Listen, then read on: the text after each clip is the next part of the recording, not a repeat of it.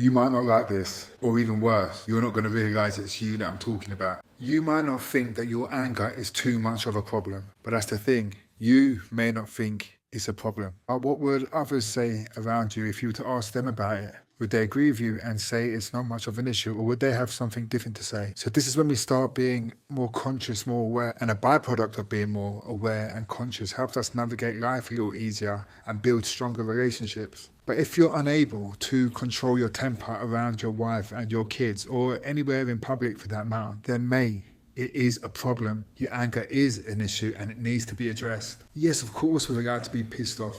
And we're allowed to express that we're pissed off when we're pissed off. But you're shouting, you're effing and you're blinding.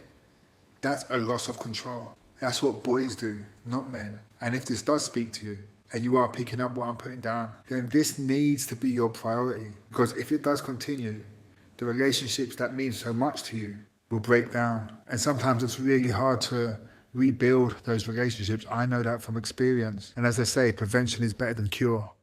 Everything that you're currently experiencing, the stress, the emotions that you're feeling will only get worse if you don't begin to address them.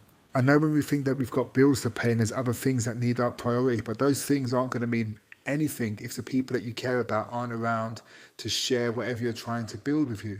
Take it from a man who spent many years angry, many years upsetting people that I cared about the most. So what do? You start to address it, and you address it by telling your loved ones and those that you care about that this is something that's important to you, that they're important to you, and that you're going to make your priority to work on the parts of you that are upsetting them. Again, you may not think it's much of an issue, but you need to ask those closest to you.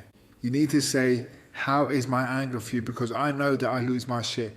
I know I need to do better, but how is it for you on the receiving end? And of course, we need to be mindful that their answers may be coming from a space of fear because they have experienced what it's like when you get angry.